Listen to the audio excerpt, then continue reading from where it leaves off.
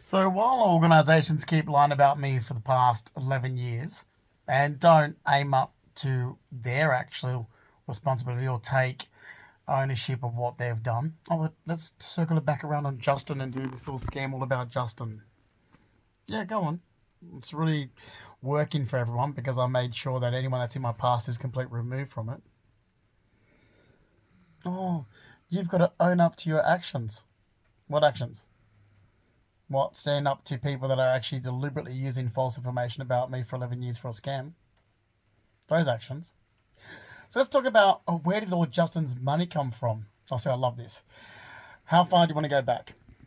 Why you're trying to bleed me dry from everything I worked hard for? How far do you actually want to go back? Should we go back to when every single school holiday I used to work with Pop, Reginald George Purdy, at what used to be called PJ's Boats, and then John Smales, he had to buy his business partner out. So Pop, Reginald George Purdy, gave him the money, and it went from PJ Boats to Family Boats, Ford Street, just off Sunny Hot Road there in Blacktown.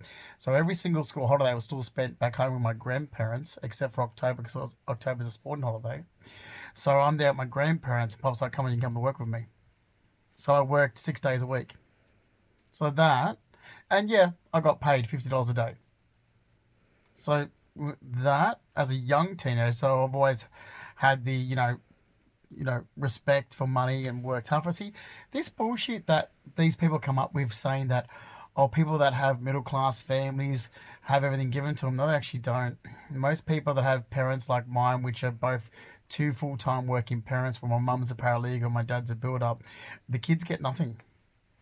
And I know a lot of people from the same type of environment that can confirm that if you want anything, you got to work for it yourself. So yes, the lifestyle I had grown up in, I have grown up in.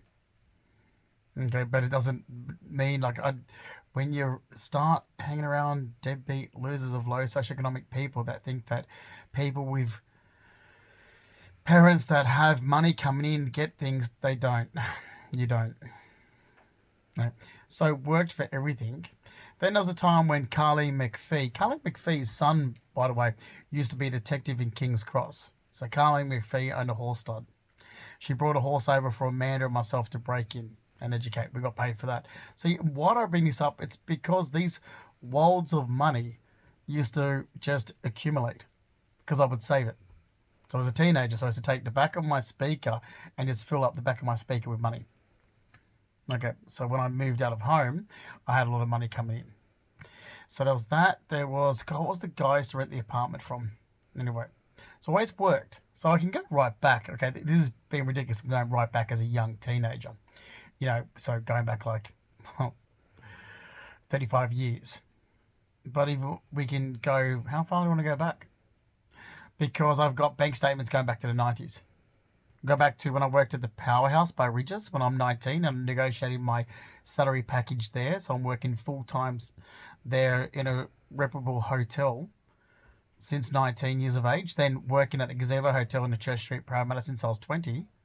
Negotiating my salary package there. Then I'm working I'm working one full-time job, then a second full-time job on top of it. So in the year 2000, I worked two full-time jobs. One where I paid tax, the other was cash in hand. The cash in hand job was working in the nightclub at the Albion Hotel, which was it was around the corner from Church Street. So I remember it was like this. So there was a car park at the back of it. So you used to have to try and race from the Gazebo Hotel, Church Street, Parramatta, that was across the road from the park. Race from there, and I used to go the other direction around the other way to go over to and park out the other place where I used to work at.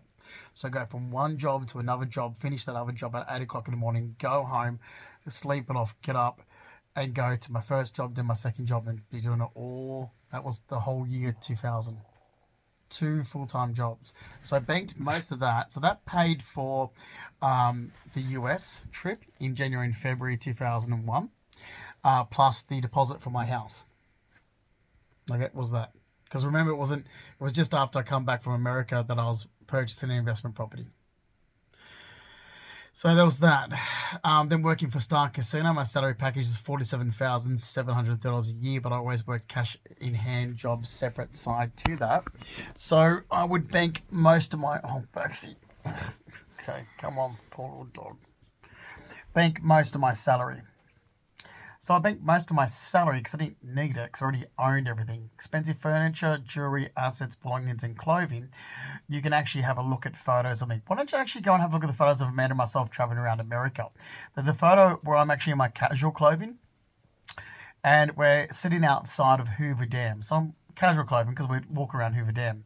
But if you actually zoom into my hands, you're going to see huge gold rings, gold bracelets, gold watches, and gold chains around my neck for my casual look. Massive amounts of actual really good quality gold jewelry because I come with it because we're from the suburbs. It's like Parramatta ghetto gold, basically. It's not poor gold, it's expensive gold. So I already had all this. When everyone's making up bullshit stories, why don't you actually go and have a look?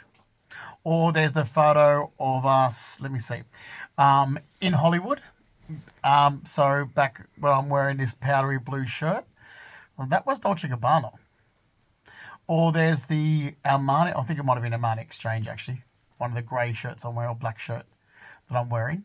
That you can see me wearing when I'm at the Fairmont Hotel in San Francisco. So I'm 21. Most of items that were purchased even back then, so I used to shop at Voi. And back in those days, Voi was behind the Queen Victoria building in York Street.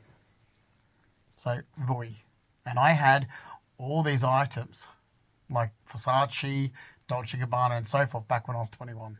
Oh, in actual fact, go and have a look at a modelling photo of me back in 1996 where I'm wearing a silver Dolce & Gabbana shirt. Before anyone keeps making up stories and lying about me, because you're going to get nowhere.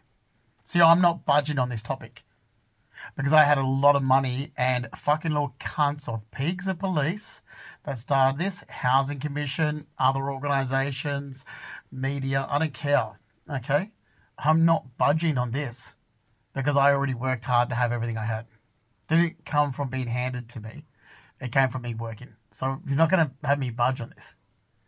You want to keep lying like my upstairs neighbours do? Good. Watch where it gets you because my feet are planted firmly in the sand. I'm not budging. You owe me the money it's cost me since 2015 in 2 countries. That means immigration as well. And you'll pay it. Because that's my money that I worked hard for that I already paid taxes on. So there's that. Then we can go back to Star Casino, VIP hosting. $47,730 a year was my salary package, although in 2006 and 2007 I was doing higher duty shifts to be HD supervisor. There was more money in that as well. But in 2006 and 2007 is when, so before that I always had side jobs that I did. But in 2006 and 2007, I actually took on an actual job that I had to be committed to, separate to VIP hosting. So Jeff, who ran a tough and glass business out of his parents' house in Hunters Hill. Okay, now I had to give him a minimum of 2 days. He needed someone that could be there when he needed it. He couldn't, he was getting his business up and running. He couldn't pay someone by the books, but he needed a person when it came to lifting the balustrades, the glass balustrades, railings, glass fences, and so forth, glass doors into place. And I was that person. So he would go out first and measure up and get it all cut out for his business and so forth. Then on the days that it had to be delivered, or we would actually pick it up and take it ourselves, he needed that second person, and I was it. So I got paid good money. I could bring home $300 a day and had to give him a minimum of 2 days a week. That's $600 a week on top of my normal pay packet from Star Casino. That's an extra $600. Okay? 20 years ago, okay, I lived on that extra $600 that paid for mad money, meaning going out, rent, electricity, everything. I didn't need much groceries because I'm always working. It paid for everything, which meant I banked most of my salary from Star Casino. Then I had the other income coming in from 16 Scott Road, the house that I owned where I rented it out. I was a landlord of, which I sold in 2008. I owned that almost outright. 189,000 profit there, plus fixed term deposits, 2 separate banks, 4 bank accounts, 2 lots of fixed term deposits, and I've got bank statements that back all this up. Meaning 50,000 in one bank, 80,000 in another bank, 30,000 here, transferring from one to the other. I've never had any debt in my life. You thought I was a pushover. Because, oh wait, you guys thought I was a pushover because the acting stunt that I did from 2016 to 2018 to catch out criminals. Right. Well, watch where it's going to get you. So I didn't take kindly to be lied about in 2015 that I watched my mother do the same behaviour like she always does, which is why arseholes of scummy shit people that are questionable characters always get away with bad behaviour towards me and will get away with it because of my mum's behaviour. Let's see my mum's behaviour. And that was it for me. That was it to say I will disown my twin sister now. That was the turning point to say, you've run out of chances, Amanda. You have run out of chances as a family. I worked my ass off. And let's not forget, I was mugged November 30th, 2007, Cleveland Street on my way home from work. There's a string of muggings that went down Devonshire Street, cut through Raleigh Street, got me just past Dimitri's on Cleveland Street.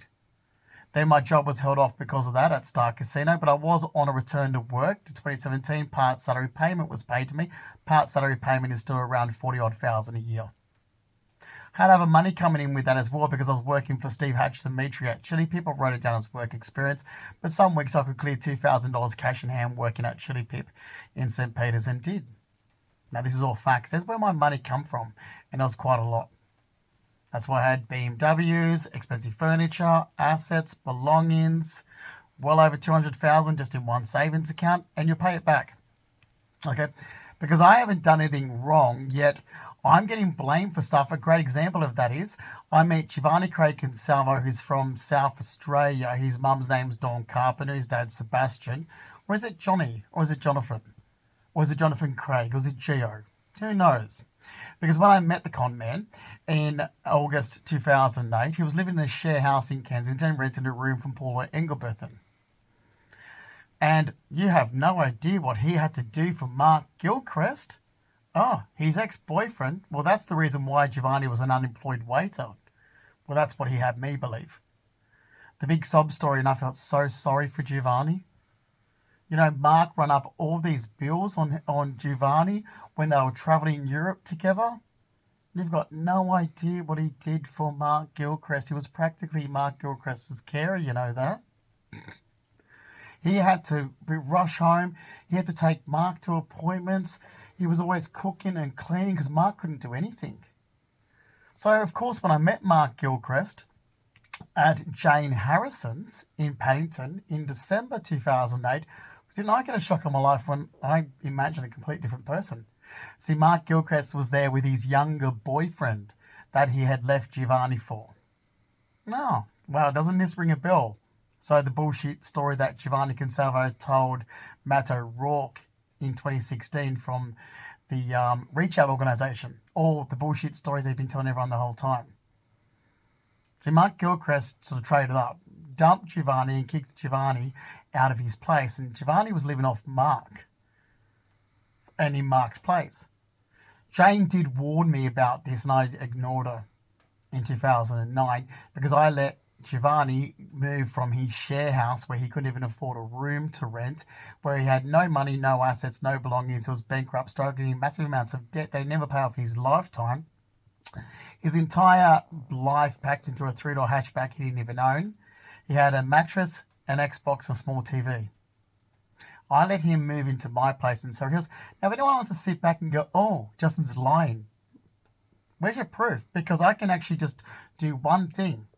Play a DVD that was filmed in my place from 2006 and 2007 before I was mugged after work. And it shows all the assets, belongings, jewelry, dinner set, what I've got here, glassware, everything. Everything that everyone's just brought up in the last 11 years, even what I've left behind in America, is there in the DVD. See, Jeremy Patterson, my upstairs neighbour of number 2 of 392 Cleveland Street in Surrey Hills. I was number 1 of 392 Cleveland Street, Surrey Hills. Jeremy Patterson was a script writer. He just finished studying script writing when I finished studying active film and television at Screenwise in Surrey Hills. Bridget Price, who was also part of the film production that we did in 2006 and 2007, she worked up Marlborough Street in the old, what was called like the David Jones warehouse there, just before the suicide towers in the park. So when you're going down Marlborough Street, heading towards Cleveland Street, where it crosses over Cleveland Street, it's Young Street, you're talking about the building on the right-hand side. Okay, Bridget Price worked in there where she was an agent to producer. So we all put together, being part of the film and television industry back in those days, a long time ago, put together a film. And we used my place because, as Jeremy Patterson said, we need something that looks like a mansion. Can we use your place? Like your place looks like you're walking into a museum. So we used my place as the set. So everything that has just been brought up in the last 11 years where you guys lied and you fucking did, it's on a DVD. I've had items. There's photos of these Sphinx lamps that I've got here where I literally had the guy that was supposed to spray the place, but I think he did a shit job. Come and goes, oh, they're new. You didn't have them last time. I'm like, but I've had them since I lived in Surrey Hills. There's photos of my 2008 Christmas party in Surrey Hills where those lamps are there. I've had them for over like 20 years. There's not one item that you can pinpoint to and say that it's new. It's there on the DVD and photos of Surrey Hills. And I moved out of Surrey Hills in 2012. So everything seen was there in Surrey Hills. I had my fur coats brought up. It's like, and I had fur coats back as a teenager. Christ, there's even Kimberly Sita remembers when I used to wear this one fur coat, which I don't have anymore. I traded in for a deerskin jacket that doesn't fit me anymore. That Sam from, that tailoring place that used to be in King's Cross. Sam, he actually tailored this jacket that fit my body. He said, now, if you put on weight, I can't live out. I was like, I'm not going to put on weight. Because I used to always be the same figure until after 2018. I was like, great, this jacket. I've still got the jacket. I was going to take it to Sam. Everything is seen. I have Belinda Jeffries. You know the cocaine dealer, Belinda Jeffries from La Boutique Hair Salon, where her salon's a front for drug dealing. So I had her when I was going over to her place. And she's like, oh my God, Juzzy, you have a new jacket. I'm being a smart. I was going, oh yeah, I got it yesterday. I bet you can see me wearing that grey jacket in my 20s when I was still living in Surrey Hills. So people were looking at clothing I'm wearing. I was like, but I'm wearing this. You can see it there. It's there in the DVD. It's there in photographs on me. It's there. Like the jacket she actually brought up in 2016, you can see I'm wearing it in the photograph of myself and my cousin Joe and Hillier in 2011. The one I always put up on social media. Now, I'm not a person that's going to walk away from what I worked hard for because let's see. I come back from America at the beginning of 2015 after finishing the green card process and holding a green card, DV1 green card to the US since 2014 after studying design and working and so forth, and had to make a decision.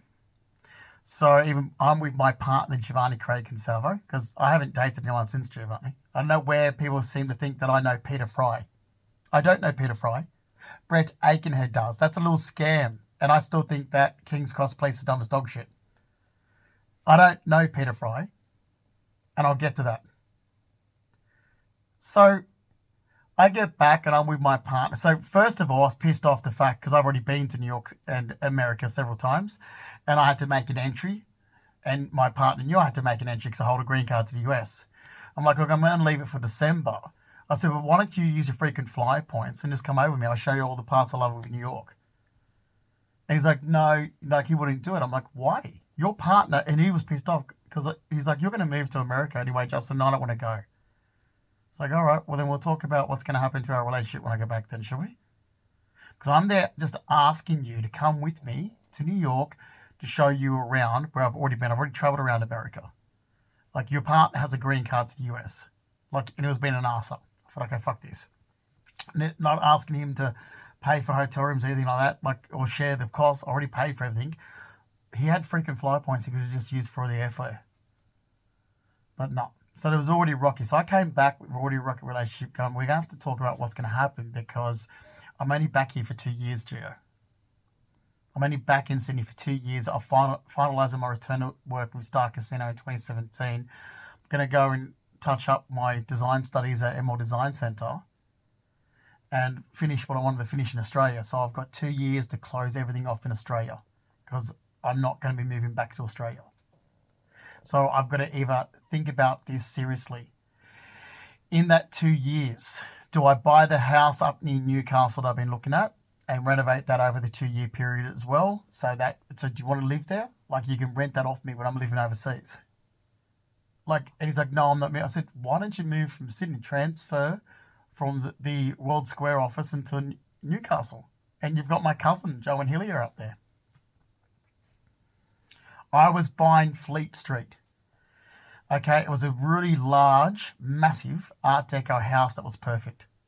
It needed a lot of renovation. When I say perfect, yeah, it was perfect the size of it, perfect every other aspect, but the place needed gutted, had to be carpet pulled up, kitchen demolished, bathroom demolished, and you could live in it temporary while you're doing it. So you could do up one room at a time. I was like, okay, this is what I can do. And I've got the cash to pay cash for the house still. Or do I sit on this cash and wait till I finally move to the States in 2018 and I've still got over 200,000 to look at buying the same, to buy something in the city, basically, and relocate permanently to America. So I chose to sit on the money that I still had from the sale of my investment property, fixed term deposits and so forth, to use to buy in America. But what did I get? I was still going around in circles with this bullshit since 2015. Yeah, I've never been suicidal, and this is a scam from people. So it starts out with me buying a dog for $2,000 off a guy called Brett Aikenhead who doesn't know me. I met him in April 2015. Yes, you, Baxi. And I breed a dog that I already know that was already brought up several times, including the last time it was brought up with family members. It was actually brought up with Richard Michalski, my uncle, and Mary Michalski, my auntie, with myself and Giovanni sitting there in 2014 before I left to go to America in 2014. And I'm showing Richard Michalski, my uncle, photos of English Bull Terriers on my fucking goddamn phone. And so I'm going to get one, train him here, and then take him over to America with me.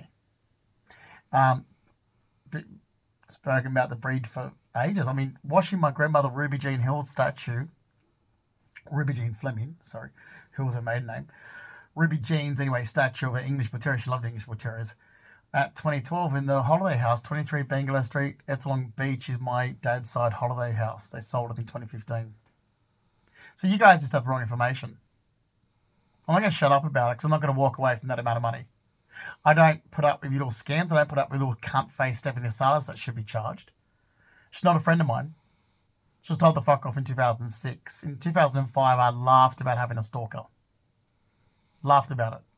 And my partner then, John Cabino, used to get so shitty about it that I would do it more. He was fuming because I wouldn't take it serious because this crazy Greek was stalking me with delusional fantasies that she'd been with me. She never slept with me. And I used to play it even more. He's like, he even brought it up. Oh, God. Sophie Rouet. Okay, Sophie Rouet saw the issue. Okay, and it was discussed at when John and myself were at Denny and Susie Rouet's place. It was brought up, and Susie's like, she sounds like a nut job. It's like, oh, I'm sure she, like, Alessia kept saying, no, she's just a crazy fag hag. John's like, he doesn't know her. She stalks him.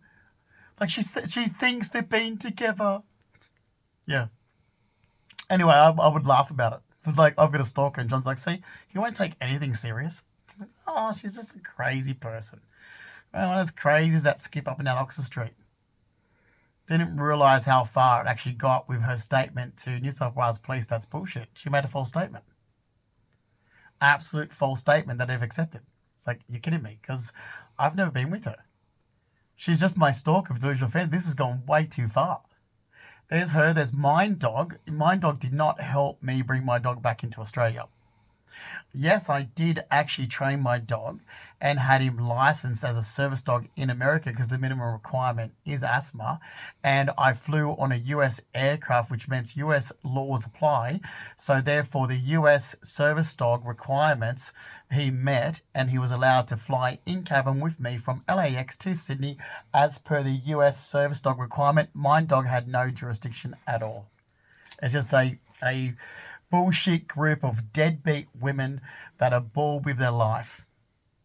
Okay, and were told to fuck off by me in 2017. Thanks. Don't like it? Abigail Ann Francis Noyce that tried to help Giovanni get away with whatever scam he's been doing since 2009. He's never been a carer. And he did fake several medical documents. You can see the fake ones. They all are identical. With George Jacobs, Peter Vutos, some other guy on them. So you can see they're all exactly the same, and they all have my signature. So he committed fraud and he committed forgery on them saying he was a carer and told people a whole heap of bullshit. So that's where Abigail Noyce was doing her, oh my God, Justin pushed past me and I fell backwards. Oh, give it a rest, you drunk. What else? Because I'm not going to shut my mouth. No, that's a lot of money. Because New South Wales Police also interfered in my return to work at Star Casino in 2017. Okay. Channel 7, does Hayley want to get that information and publish it? Because as I said to Hayley last year, there's actually a lot more. This is just the tip of the iceberg. You want to go back for 11 years of state government misconduct? Let's. And why don't you go and do an investigation? Like, go to my dad, Mark Ian Fleming, retired builder, 47 Hillcrest Road, Empire Bay, knock on his door and say, hey, your son's just been lied about for 11 years. He needed somewhere to stay, and here you live in a 5-bedroom house by yourself. You couldn't put him and his dog up, and without any restrictions, your son's had 2 major health injuries. And a dog really shouldn't be outside. Like, my dad couldn't be nice enough just to say, you know what, I've got a flat off the main house in my place at Empire Bay, and Empire Bay is a beautiful area, expensive area. I mean, I couldn't afford to live there. I have lived there because I lived at my dad's house. I lived home there at Empire Bay, but it's my dad's house. Same as the street that my mum lives on. I can't afford to live on that street, but that's still my mum's house. So why doesn't Channel 7 News, like Hayley, hi, we did that story last year to do with all the mold in the room. Why don't you knock on 47 Hillcrest Road, Empire Bay? My dad's near dead. He actually has got health problems as well. He's got blood cancer and heart problems, and he's stitched open. I get him to lift his shirt up and show you all the scars. But that's what makes it even salt to the wound even more. Here's my dad is a retired builder who's almost dead, and I'm his only son. Why didn't you just clear out the flat off the main house? I mean, I'm sure Justin could have made do and fixed it up and be living there rather than where he is. And then there wouldn't be all the trouble with the neighbours upstairs that are doing a little scam because they're part of the social support working, mental health working carers scam that my ex-partner did. Because there's a mental health working scam that my ex-partner did. Okay? How about that? Oh yeah, don't worry, Giovanni Consalva's been doing scams since 2009 to help himself get out of the situation he was in when I met him, which means he was bankrupt, living in a share house in Kensington, where he was looking at moving back to South Australia to live with his parents. It's all true. You're going to see the backup evidence? I've got it all, just could not get one person to believe me. I don't know if it was because I played a prank on idiots from 2016 to 2018. And let's get to that, because in 2015, there was the bullshit lie about me across social media in October 2015. And then Spiro, some deadbeat loser, jumped onto it, and who happens to be a friend of Brett Aikenhead's was Spiro, but Stephanie DeSalis, and then Cameron Taylor, who's Rodney Sard's ex-boyfriend, and all the faggots in Sydney. Oh, oops. Did I use the word faggot? Well, can't I? I'm gay. Like, seriously. Sorry, I'm at the sort of thing about neutralising anything that people find offensive to. Yeah. So all the faggots in Sydney had their nose out of joint. Oh, did yous? Oh. Did I piss you off? Oh. Did I upset your little drug trafficking bullshit? Oh. Yeah, your feelings I don't care about. Simple. Oh, you can really clearly see I don't give a shit about the left. So there's that. Now to keep this under half an hour, which I want to do, and I'm almost there. Let's just go with the fact that after this Brett Aikenhead lied about me in October 2015, I started getting harassed by all the deadbeats that knew him, like some dirty little abo called Spencer, and then Spencer's sister. And then in 2016, I'm walking my dog, this one, round Reg Overside of Rushcutters Bay Park. Down the bottom, and this bastard. So that was my normal routine every day, going to the same coffee shop. And so I had an actual routine. The same routine, which if you wanted to catch me at a certain time of the day, all you had to do was know my routine. It hadn't changed. It hadn't changed until after 2016. So my routine was the exact routine every day. Get up at a certain time, alert by 10, coffee at this time at this coffee shop, walk my dog around this oval. Every single day was exactly the same. And I changed it. I changed it because friends of Brett Aikenhead started knowing my routine. And I got approached by Peter Fry, this deadbeat loser friend of Brett Aikenhead's, who walked straight up to me and said, "I'm a friend of Brett Aikenhead's." So, yeah. He also told me he was under surveillance by police and some other bullshit stories. I was like, oh my fucking God. All I did was buy a dog. And I'm getting trapped. All I did was buy a fucking dog. Then I find out that this Peter Fry was telling King's Cross Police Station that I was his boyfriend. Meanwhile, my actual boy, this has been going on for years, it's like, my actual partner is Giovanni Consalvo. So this is weird shit. But I thought, and see, this is the problem with social media. I told Giovanni about it. I was like, I'm going to play a prank on Christy Childs, like what Nan used to tell us to do. Now, I can elaborate on all this and will, because, I'm not walking away from that amount of money. Do Channel 9 want it, or does Haley in Channel 7 want it?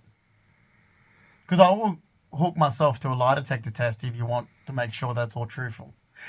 Better yet, I've got documents and videos. Do you want to know about Walter Kennard? See, Walter Kennard in October 2016 for Belinda Jeffries from La Boutique Hair Salon's, birthday party. Tell him Monty. Oh, then they all know the stocky little Russian guy. Oh, so does Anthony Toomer. And when Casper, Belinda Jeffries' son, was like 2 weeks old, she only just come out of hospital of having him. Oh, am I talking outside of class? Well, they're not like they're friends of mine anyway. See, friends would have had loyalty to me 11 years ago when I was getting lied about and helped with a legal team. My mother wouldn't, because she's a piece of shit. And the little bitch upstairs that wants to make up stories? Yeah, I don't stand for it, thanks. Oh, what, you're trying to play me to be a racist? Isn't that funny when my favourite cousins are Lebanese? So if anyone knows me, you'll know that the favourite cousins I used to hang around with the most are my Lebanese cousins. How am I racist? Oh, that's right. That was that Mark Hanna's scam. The junkie Mark Hanna that tried to steal from me. That scam. They're all connected. That group of people. Mark Hanna, Stephanie DeSalis, Brett Aikenhead, Peter Fry. Oh, isn't there a Michael Raptis in there as well? They're all connected. A lot of them. And that's where I found out with my ex-partner, Giovanni Consalvo, I could not believe that his friend who he was really close to from South Australia, and I was like, I can't believe this. All I did was buy a fucking dog. Or literally all I did was buy a dog from a person that I never knew before. I met him in April 2015. And that's it.